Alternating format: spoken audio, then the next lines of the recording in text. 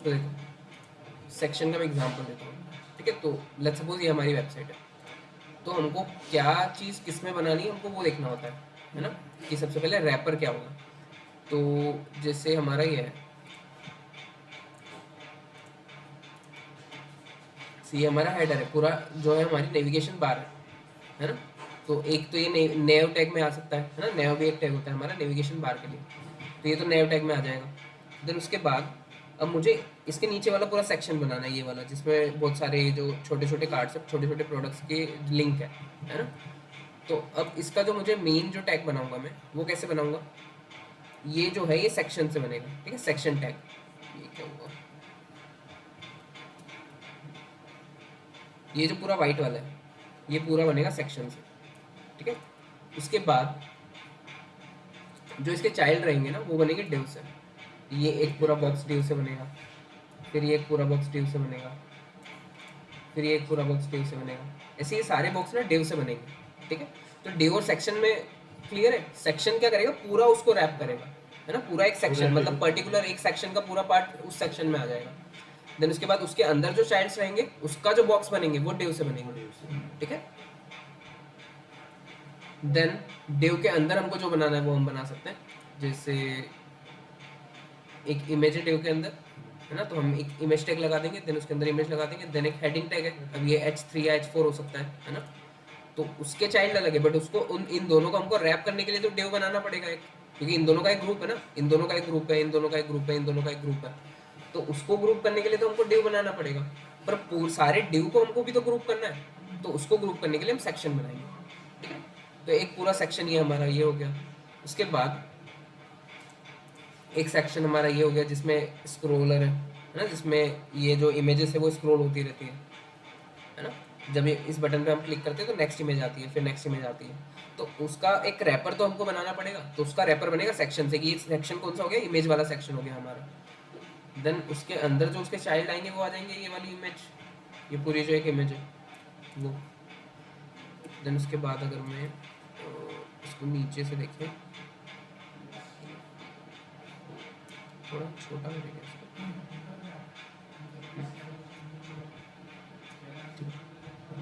तो इसका मैं स्क्रीनशॉट लेता हूँ फिर समझाता हूँ।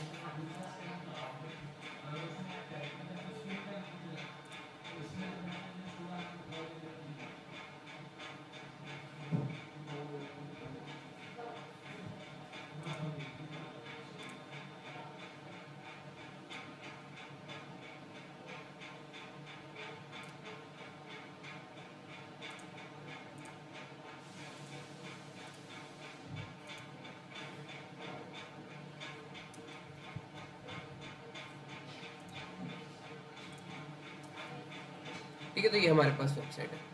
तो अभी भी सेक्शंस हम कैसे डिवाइड करेंगे, कि ये पूरा एक मुझे बनाना है,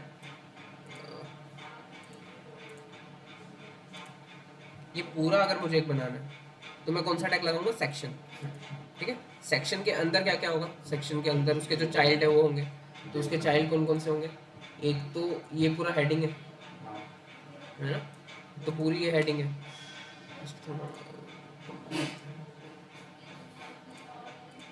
इसके बाद एक पूरा ये है, पूरा पूरा ये डिव है, ठीक है। उस डिव के जो चाइल्ड है वो भी डिव है, तो उस डिव के जो चाइल्ड है एक ये पूरा डिव, उसके बाद एक ये पूरा डिव, एक ये पूरा डिव, क्योंकि चीज़ों को हमको ग्रुप तो करना पड़ेगा ना। अब ये सारे जो मोबाइल के कार्ड्स हैं इन सबको भी तो एक ग्रुप करना पड़ेगा, और ओवरऑल जो पूरा कार्ड है ये हेडिंग और इस इमेजेस के साथ में उसको भी तो ग्रुप करना पड़ेगा, है ना। तो इन चीज़ को ग्रुप करने के लिए हम सेक्शन का यूज़ करते हैं जो सबसे आउटर मोस्ट है, और जो अंदर वाले हैं उनके लिए डिव का यूज़ करते हैं, ठीक है। तो अभी ये हो गया। देन इसके अंदर हमारे कौन से चाइल्ड होंगे, तो इसके अंदर हमारी होगी इमेज, तो इसके अंदर हमारी एक इमेज है, और एक ये नॉर्मल पी टैग है, और एक हेडिंग टैग है। हेडिंग अब बहुत छोटी है क्योंकि वो बोल्ड है इसलिए, है ना। तो H5 यूज़ कर सकते हैं, H5 या H6, है ना। तो इसके अंदर भी ये मुझे, तो अब ये जो ग्रीन वाले हैं, जो ग्रीन वाले तीन हमने बनाए ये मेन है, तो इनको भी तो ग्रुप करना होगा, तो इनको ग्रुप करने के लिए डिव, देन ये हमने सारे डिव बना दिए। उसके बाद इन सबको भी तो ग्रुप करना होगा, तो इन सब ग्रुप के लिए एक डिव, देन उसके ऊपर एक हेडिंग है, तो हेडिंग और इन इस वाले नीचे वाले डिव को ग्रुप करने के लिए भी एक सेक्शन लगाएंगे, ठीक है। तो ये पूरा एक सेक्शन हो गया हमारा। इसके बाद नीचे ये जो ब्लू वाले कार्ड है इसका पूरा एक सेक्शन हो गया। तो ये पूरा इतना बड़ा बॉक्स बनेगा हमारा, ये पूरा एंड तक आएगा, ठीक है। तो इतना बड़ा बॉक्स बनेगा, इसके अंदर हमारे डिव्स बनेंगे।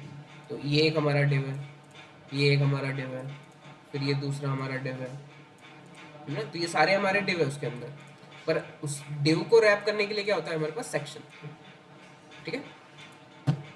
इतना क्लियर है। तो सेक्शन का यूज यही है कि एक पूरा सेक्शन, जैसे ब्लू ब्लू कार्ड, सारे ब्लू ब्लू कार्ड है, सारे ब्लू कार्ड डिव से बनेंगे, बट वो सारे ब्लू कार्ड को भी तो मुझे एक सेक्शन करना पड़ेगा। तो उसके लिए सेक्शन टैग होता है हमारे पास, ठीक है। मैच नहीं देख रहे हो क्या आज? मैच देखता ही हूँ।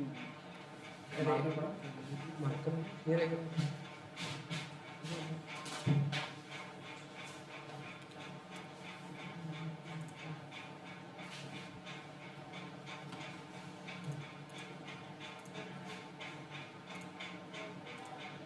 तो देखो हम भी ना सेक्शन का यूज करते हैं इसी इसी इसमें, ठीक है।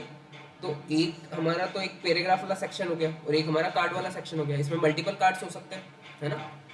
तो हम क्या करेंगे कि जो पैराग्राफ है, पैराग्राफ में एक हेडिंग भी डालते हैं, ठीक है। यहाँ पर एक हेडिंग डालते हैं। तो H3 में डाल रहा हूँ, यहाँ पे H3 में मैं लिख रहा हूँ दिस इज हेडिंग, ठीक है। तो ये दिस इज हेडिंग हमारी यहाँ पर आ गई। इसके बाद हम इन दोनों को ग्रुप करने के लिए क्या करेंगे, एक सेक्शन का यूज़ करेंगे, क्योंकि ये डिव का भी यूज़ हम कर सकते हैं, बट ये पूरा एक सेक्शन ही है ना अलग से, वो एक बॉक्स थोड़ी है ना। तो उसके लिए हम सेक्शन का यूज़ करेंगे। तो इस पूरे को हम करते हैं कट एंड एक सेक्शन टैग लगाते हैं, सेक्शन के अंदर वापस उसको पेस्ट कर देते हैं, ठीक है। देन फॉर्मेट डॉक्यूमेंट कर लेते हैं। तो देखो सेक्शन से ये पूरा रैप हो गया और एक सेक्शन पूरा ये बन गया। तो अब सेक्शन को मैं कुछ भी स्टाइल दे सकता हूँ। तो देखो यहाँ पे मैं करता हूँ सेक्शन, सेक्शन भी हमारा ब्लॉक एलिमेंट होता है जो कि पूरी विड्थ लेता है, ठीक है। तो सेक्शन को मैं स्टाइल कर रहा हूँ, मैं दे रहा हूँ उसको बैकग्राउंड कलर ग्रे, थोड़ा लाइट ग्रे देते हैं, ठीक है। तो ये पूरा एक सेक्शन हो गया। अब सेक्शन को देते हैं हम पैडिंग, क्यों, क्योंकि वो चिपक रहा है, देखो यहाँ पर चिपक रहा है, ऊपर चिपक रहा है, इधर साइड में चिपक रहा है। तो अगर मुझे अंदर से स्पेस चाहिए तो मुझे पैडिंग देनी पड़ेगी, है ना। तो हम देंगे पैडिंग सेक्शन को, पैडिंग 1 रैम, ठीक है। तो अंदर से डिस्टेंस आ गई है ना। अगर मैं मार्जिन देता हूँ क्या होता है, बाहर से डिस्टेंस आती है। देन इसके बाद हमको एक कार्ड वाला सेक्शन चाहिए। तो देखो अगर मेरे पास मल्टीपल कार्ड्स है, मतलब यहाँ पर और भी कार्ड्स है ना। तो अभी मैं कंट्रोल डी कर देता हूँ, तो रेप्लिकेट करूँगा तो और कार्ड्स बन जाएंगे उतने ही, है ना। पर नीचे गए हैं वो, मुझे साइड बाय साइड चाहिए, तो मुझे क्या करना पड़ेगा बताओ।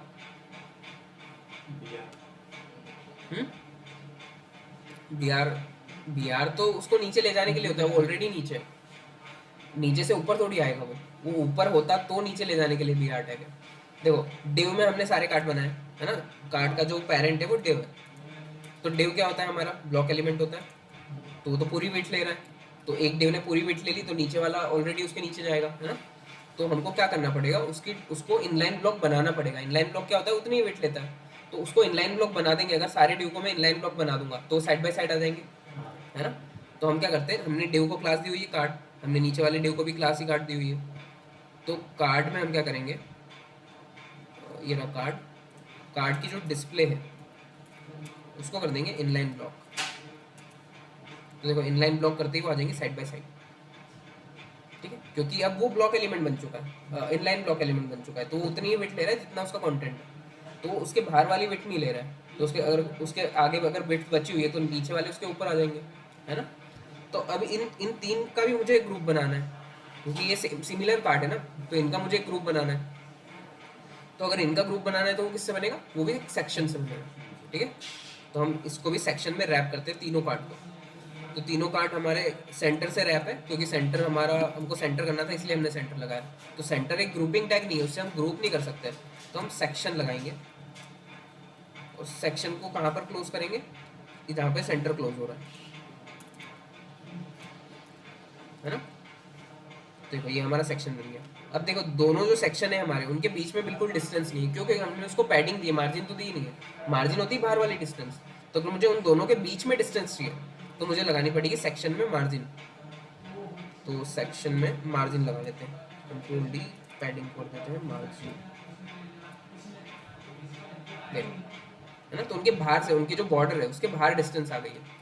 ठीक है, तो मार्जिन और पैडिंग हमने पहले भी देख लिया, बट स्टिल ठीक है। तो ये पूरा देखो एक सेक्शन बन गया इस कार्ड का। ठीक, इसमें मैं हेडिंग भी दे सकता हूँ। तो मैं क्या करता हूँ, ये जो सेंटर टैग है, सेंटर के अंदर ही और कार्ड के ऊपर, सेंटर के अंदर कार्ड के ऊपर मैं एक H1 टैग लगा देता हूँ, माई कार्ड्स, माई कार्ड्स एक हेडिंग हो गई। ठीक है, तो ये हमारे कार्ड वाला सेक्शन हो गया पूरा। इसके नीचे हो सकता है हमारे और भी सेक्शंस हो, उसके नीचे भी हमारे और भी सेक्शंस हो, तो उसको किस में हम रैप करेंगे, सेक्शन टैग। ठीक है, तो अभी क्लियर है तीनों टैग, डिव, स्पैन और सेक्शन। ठीक है, तो हम इसका चेंज कर देते हैं थोड़ा सा, ये फर्स्ट कार्ड कर देते हैं, कार्ड 1, कार्ड 2, कार्ड 3 कर देते हैं। ठीक है, तो जो हमारा फर्स्ट वाला कार्ड है वहाँ पर कार्ड 1 लिखना है हमको, जो हमारा सेकंड वाला कार्ड है उसमें तो कार्ड 2 ही रखना है, जो थर्ड वाला है उसमें कार्ड 3। ठीक है, कार्ड 1, कार्ड 2, कार्ड 3। तो यही सेम चीज़ मैंने जब बताई थी आपको कि एक सिंगल पेज एप्लीकेशन होती है, एक मल्टी पेज एप्लीकेशन होती है। तो मल्टी पेज में क्या होता है कि हमको अगर मुझे सेम कार्ड बनाने हैं, देखो तीनों कार्ड सिमिलर है, बस डेटा अलग है ना, H1 H2 H1 का डेटा अलग है ना, मतलब कार्ड 1 लिखा है, कार्ड 2 लिखा है, कार्ड 3 लिखा है, बाकी लेआउट पूरा सेम है। पर अभी ये हमारी मल्टी पेज एप्लीकेशन है ना, यहाँ पर हम रिएक्ट वगैरह का तो यूज़ नहीं कर रहे हैं। तो अगर ये मल्टी पेज एप्लीकेशन है तो यहाँ पे देखो मुझे कोड कॉपी पेस्ट करना पड़ा है ना, 3 बार बनाने के लिए। अगर मुझे 50 बार बनाना होता तो 50 बार कॉपी पेस्ट करना होता। पर जो हमारी सिंगल पेज एप्लीकेशन होती है, जो हमारी रिएक्ट होता है, वहाँ पर मैं सिर्फ एक ही कार्ड बनाता, देन उसको जावास्क्रिप्ट से मैं डेटा फीड कर देता। तो उससे क्या होता है, ऑटोमेटिक 3 कार्ड बन जाते हैं, या फिर 50 कार्ड का डेटा है तो 50 कार्ड ऑटोमेटिक बन जाते हैं ऐसे।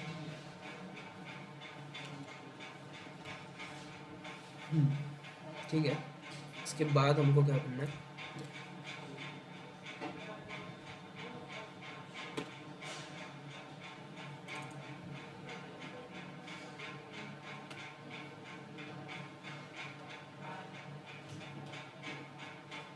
ग्रुपिंग टैग हमारे हो गए। मार्की और आर्टिकल बताया था, नहीं बताया।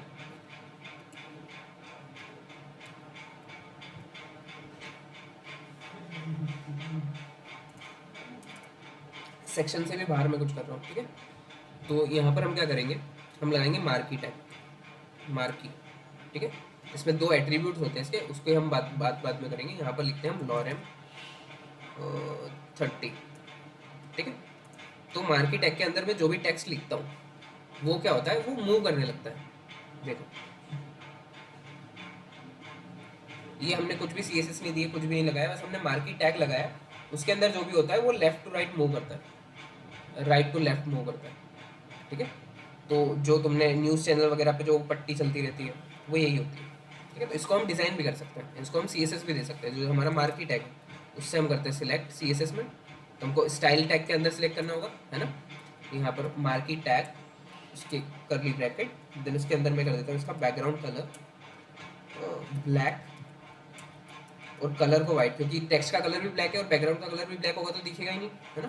तो कलर कर देता हूँ वाइट, तो ये हमारा ब्लैक एंड व्हाइट आ गया। अब इसको मुझे अगर देखो मुझे इसके बाहर डिस्टेंस चाहिए तो मैं क्या दूंगा, मार्जिन, है ना। देखो मार्जिन देता हूँ क्या होता है, देखते हैं। मार्जिन 1 रैम, देखो उसके बाहर ऊपर नीचे डिस्टेंस आ गई है ना, राइट साइड में भी डिस्टेंस आ गई है 1 रैम की।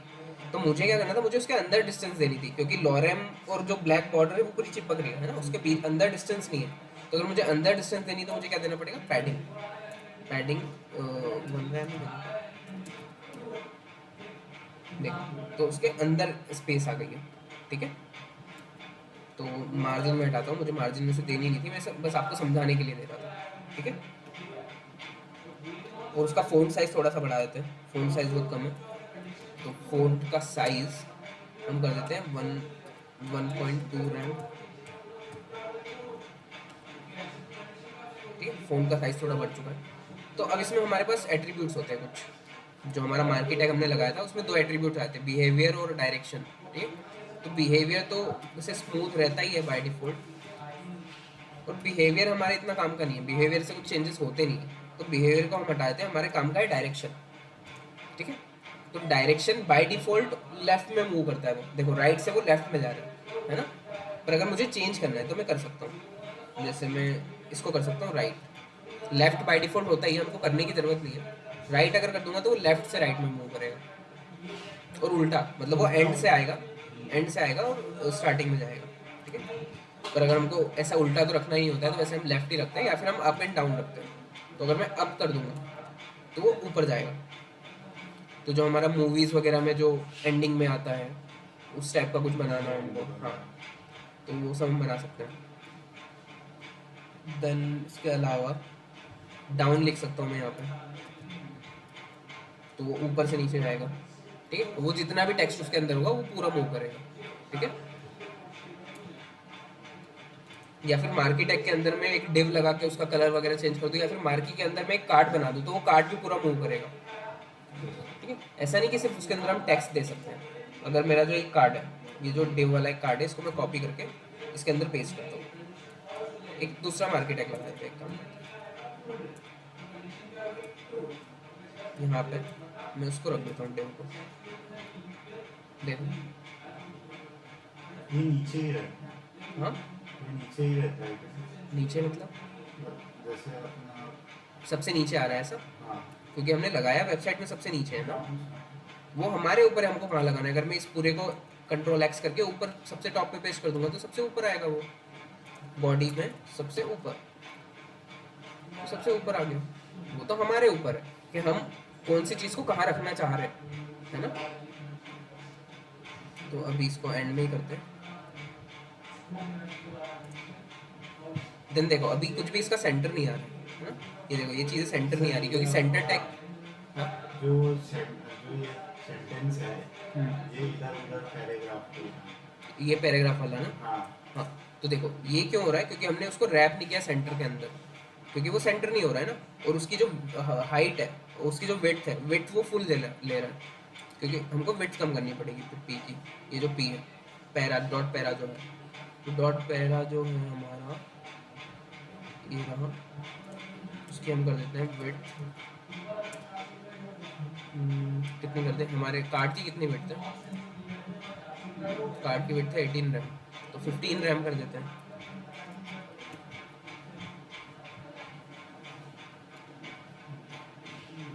इस पे अप्लाई नहीं हो रही है, एक मिनट में। आई थिंक पैरा पे मार्की टैग में हम कुछ कर नहीं सकते मे बी, क्योंकि वो मार्की टैग के अंदर पैराग्राफ है ना। तो पैराग्राफ मतलब उसका ये है कि वो पैराग्राफ को ही पूरा वो फुल दिखाता है, तो मे बी इसलिए। बट करते हैं, ट्राई करते हैं। यहाँ पर इनलाइन सी एस एस लिख कर देखते हैं। इनलाइन सी एस एस देखो, हमने एक्सटर्नल सी एस एस देखी है, जो हम एक्सटर्नल फाइल बनाते हैं यहाँ पे सी एस एस की अलग से, देन उसमें सी एस एस करते हैं, देन उसको लिंक कर लेते हैं हम HTML से। हमने इंटरनल भी देखी है। इंटरनल कौन सी, कि हेड और बॉडी के बीच में हम एक टैग लगाते हैं स्टाइल, और स्टाइल टैग के अंदर हम सी एस एस लिखते हैं। अभी देखते हैं हम inline C S S. Inline मतलब वो ओपनिंग टैग में ही लग जाती है, जिस टैग में लगानी है उसके ओपनिंग टैग में ही लग जाती है।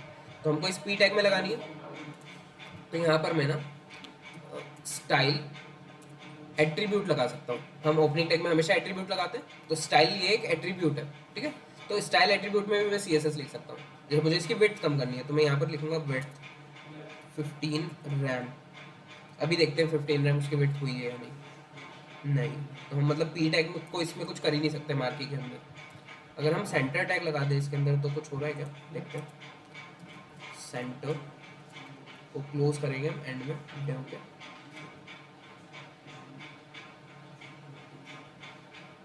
ये क्या हुआ,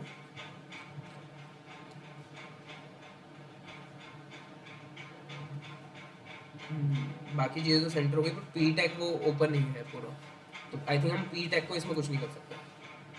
मैं अगर पी को स्पैन बना दूँ, स्पैन नहीं, हमें डिव ही बना दें इसको, तो फिर क्या होता है। क्योंकि वो सेंटर की वजह से ना काफ़ी प्रॉब्लम हो रहा है। सेंटर से वो बहुत धीरे आ रहा है, क्योंकि वो ऑलरेडी सेंटर हो गया पूरा, वो जो लंबा सा था उसके सेंटर हो गया। नहीं, आई थिंक हम टेक्स्ट को फोल्ड कर ही नहीं सकते इसमें। या तो फिर हमको मार्की टैग का ही जो विड्थ है वो कम करनी पड़ेगी। किसी भी टेक्स्ट को हम फोल्ड नहीं कर सकते मे बी इसमें, तो हम कार्ड तो नहीं डाल सकते फिर इसमें। ठीक है, ठीक है, तो मार्की टैग क्लियर है। इसमें मतलब जो भी हम डालेंगे वो फिर वो फ्लोट होते रहेगा, वो मूव करते रहेगा इधर उधर, तो डायरेक्शन में उसकी डायरेक्शन चेंज कर सकते हो। ठीक है, तो नॉर्मली वो लेफ्ट बाय डिफॉल्ट होता है, अगर आप लेफ्ट नहीं भी लिखोगे तो भी वो लेफ्ट ही लेगा। ठीक है, इसके बाद आर्टिकल जो टैग है, अब आर्टिकल टैग जो है वो हमको अगर वेबसाइट में आर्टिकल डालना है तो इसलिए वो यूज़ होता है, उसका कुछ ऐसा अलग से नहीं कि वो अलग से कुछ कर देता है। जैसे मैं आर्टिकल अगर लिखूँ और उसके अंदर लॉरेन 20 लिखूंगा तो नॉर्मली आएगा, ऐसा कुछ अलग से कुछ नहीं आएगा। नॉर्मल जो सर अगर मैं पी टैग में लिखता तब भी ऐसा आता है। अगर मैं आर्टिकल में लिख रहा हूँ, देखो अगर मैं इस आर्टिकल को पी टैग बना रहा हूँ तब भी वो वैसे ही आएगा, तब भी वो वैसे ही आ रहा है। हमने बस पी टैग में वो लगा रखी है हमारी जो पैडिंग वगैरह है वो, इसलिए वो ऐसा आ रहा है। बाकी टेक्स्ट जो है वो नॉर्मली आ रहा है ना, आर्टिकल में भी नॉर्मली आ रहा है। तो डिफरेंस क्या है? डिफरेंस कुछ भी नहीं है, बस आर्टिकल टैग इसलिए बनाया हुआ है कि अब ये जो जो प्रोग्रामिंग है वो कौन देखने वाला है? हम लोग ही देखने वाले हैं। ठीक है, तो हमारे समझने के लिए कि अगर आर्टिकल टैग में लिखा हुआ है तो वो एक आर्टिकल है बस, ऐसा और कुछ नहीं, अलग से कुछ नहीं करता है। ठीक है, देन उसके बाद लिस्ट है, इसके पहले मुझे कार्ड बना के बताओ। ठीक है, यहीं पर मैं कार्ड बताता हूँ आप लोगों को। आपने तो वो ईमेल पे भेजा नहीं सर? HTML कार्ड जो जीमेल पे आई थिंक मैं भेज नहीं पाया।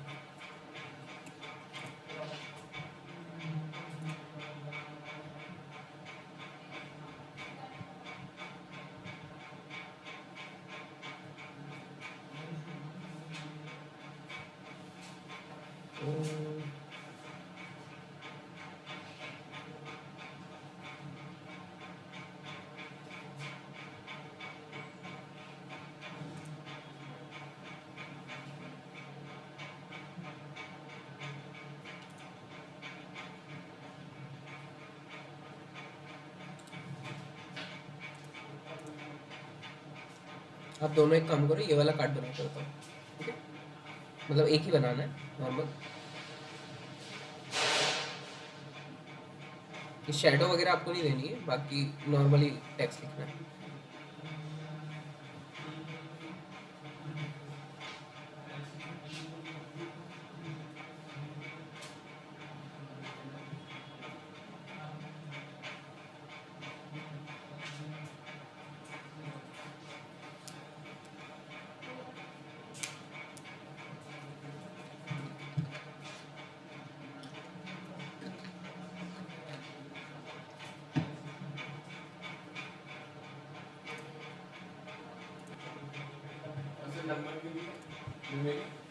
हाँ, न्यूमेरिक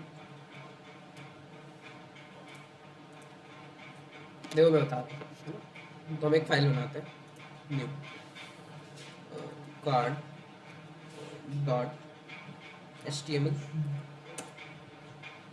कार्ड 1 लिख देता हूँ इसको। ये और भी हम कार्ड बनाएंगे तो फिर कार्ड 1 डॉट HTML। सबसे पहला टैग हमारा कौन सा आता है? Doc type.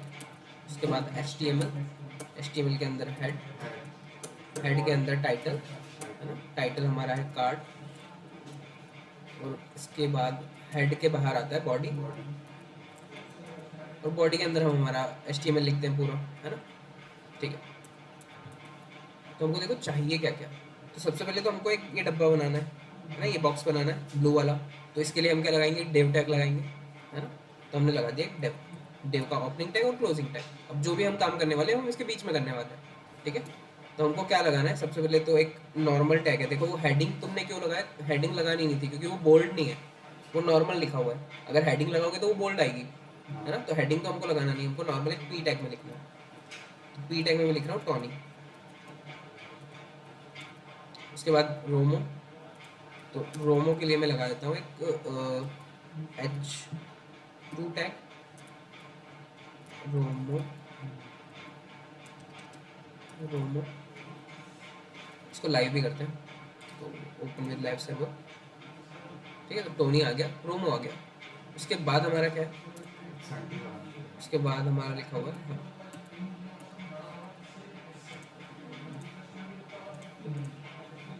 उसके बाद हमारा लिखा हुआ है 9। तो 9 हम लिख देते हैं, किसी भी टैग में लिख देंगे क्योंकि फ़ॉन्ट साइज़ तो उसका बढ़ाना ही पड़ेगा, है ना। तो हम H1 के अंदर लिखते हैं 9। अगर नहीं सही लगेगा तो चेंज कर देंगे टैग का नेम, ठीक है। देन उसके बाद एक सेंटर टैग लगा देते हैं इसको सेंटर करने के लिए, है ना। सबसे पहले तो हम क्या करते हैं, डिव को देते हैं बॉर्डर या फिर बैकग्राउंड कलर, तो हमको समझ में आएगा कि डिव कहाँ तक है, कितना है ना। तो अभी हमको पता ही नहीं है कि डिव कहाँ तक है, कितना है, क्या उसका साइज़ है, क्या नहीं है ना। तो हम जो हमारा हेड है और जो हमारा बॉडी है उसके बीच में, यहाँ पर मतलब हेड जहाँ पर क्लोज हो रहा है और बॉडी जहाँ पर स्टार्ट हो रहा है उसके ऊपर हम लगाएंगे स्टाइल टैग, और उस स्टाइल टैग के अंदर ही हमको टारगेट करना होता है, ठीक है। उसके बाहर हम कुछ भी नहीं कर सकते। हम CSS अगर हमको लिखना है तो स्टाइल टैग के अंदर ही लिखना पड़ेगा। इसको थोड़ा सा डिस्टेंस देता हूँ। तो यहाँ पर मुझे डिव को टारगेट करना है तो मैं डिव लिखूंगा, देन करली ब्रैकेट, उसको क्लोज वगैरह कुछ नहीं करना है, करली ब्रैकेट से वो ओपन हो रहा है, करली ब्रैकेट से ही वो क्लोज हो रहा है, ठीक है। देन इसके बाद मैं बैकग्राउंड कलर इसको दे दूंगा ब्लू। तो देखो बैकग्राउंड कलर मेरा ब्लू आ गया, और मेरा कलर क्या है, वाइट है, टेक्स्ट का कलर वाइट है, तो मैं कलर को कर देता हूँ वाइट। तो देखो हमारा इतना काम तो हो चुका है, हमको सेंटर करना है और इसकी विड्थ कम करनी है, जो हमारा ब्लू वाला जो बॉक्स है उसकी विड्थ कम करनी है। तो हम क्या करते हैं, ब्लू वाला बॉक्स क्या है, हमारा डिव ही है, तो विड्थ उसको दे देते हैं 10 रैम, ज़्यादा कम है, 30, ठीक है। उसके बाद अभी सेंटर करना है हमको चीज़ों को, है ना। सेंटर करने के लिए हम सेंटर टैग से रैप कर देते हैं सेंटर, उसको क्लोज कहाँ पर करेंगे, एंड में, है ना। तो सेंटर से हमने रैप कर दिया इस डिव को, ठीक है। तो सारी चीज़ें हमारी सेंटर आ गई है। उसके बाद हमको यहाँ पर डिस्टेंस नहीं चाहिए, जो टोनी और रोमो के बीच में जो डिस्टेंस है वो नहीं चाहिए, क्योंकि हमारे कार्ड में भी वो डिस्टेंस नहीं है यहाँ पर, है ना। पर उसके बीच में डिस्टेंस आ रही है, तो अभी ये कौन सी वाली डिस्टेंस आ रही है, देखो यहाँ पर भी जो मार्जिन आ रही है वो तो हमने दी नहीं है। तो हमको क्या करना होता है, सबसे पहले CSS रीसेट करनी होती है, जो ब्राउज़र खुद लगाता है। तो वो हम कैसे करते हैं, स्टाइल में जाके हम स्टार पे, स्टार होता है हमारा रूट एलिमेंट, तो वहाँ पर करके मार्जिन हम कर देते हैं 0, पैडिंग कर देते हैं 0, और बॉक्स साइजिंग बॉर्डर बॉक्स। नहीं, ये 4 बजे वाले बच्चे हैं, इनका कुछ छूटा हुआ था तो वो इस बैच में बैठ रहे हैं। ठीक है, अपडेश है। उपदेश, अच्छा उपदेश नहीं कल नहीं आए थे अपडेश आए थे ना। 4 बजे वाले बच्चों के अटेंडेंस लगा लेंगे सर।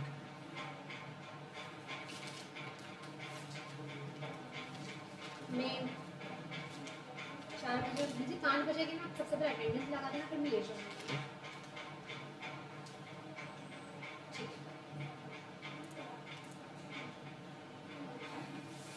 है, तो हमने CSS रीसेट कर दी। देन उसके बाद क्या हुआ, देखो जो भी फालतू की CSS लगी हुई थी वो हट चुकी है, जो हमने नहीं लगाई थी, है ना। हमको पूरा लेआउट हमारे हिसाब से बनाना है।